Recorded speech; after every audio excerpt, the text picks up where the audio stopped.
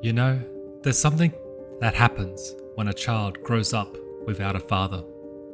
At first, it's just a quiet absence, a chair that's always empty, a silence where a voice should have been. But over time, that silence grows into something heavier, something louder. It becomes a question that follows you into adulthood. Am I worth staying for? Am I enough? When a young person encounters a man who sees them, not for what they've done, not for what the world has labelled them, but really sees them, something lights up inside, like a spark that has been waiting for air. Absence doesn't just leave a hole, it reshapes the entire structure. When we see young men lashing out, or young women clinging to anyone who offers affection, it's not just behaviour, it's heartbreak. It's the ache of not being chosen. Still, we carry on.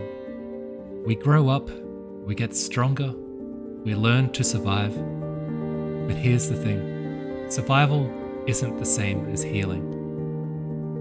And I had to learn that the hard way. My father left me when I was just a boy. One moment he was there, the next gone. And without realizing it, I spent years searching for something to fill that space. I chased approval, sought attention, tried to prove I was enough, but nothing filled it. When I became a man, something unexpected happened. I began to father others, young men, young women, sometimes even people older than me.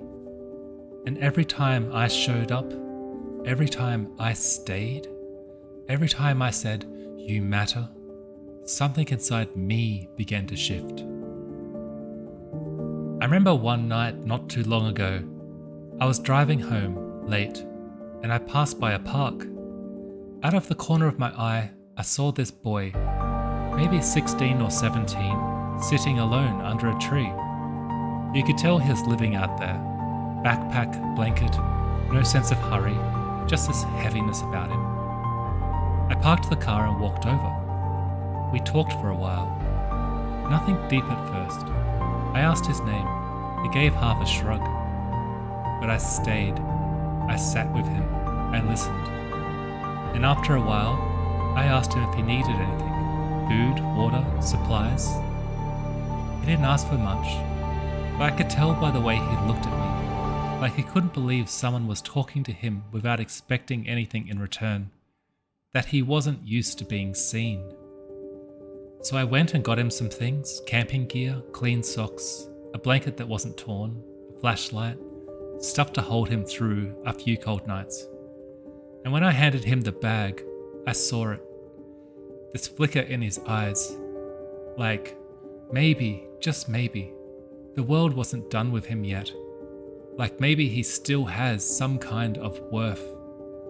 And that moment wrecked me, because I saw myself in him, and I realized maybe we don't heal by getting back what we lost.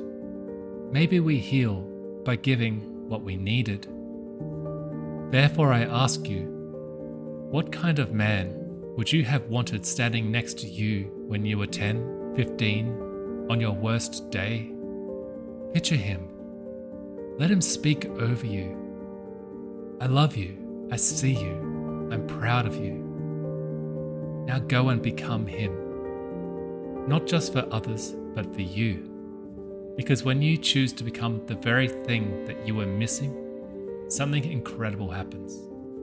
You stop chasing healing and start living it. And in the process, you don't just change their story, you change your own.